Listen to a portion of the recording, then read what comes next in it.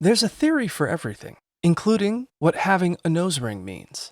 According to some internet circles, the nose ring theory claims that having a nose or septum piercing automatically means you're a radical leftist, toxic, undateable, and making trauma your personality. Originating as a bit of sexism from the manosphere, people often comment this phrase to dismiss women online instead of replying with a real argument.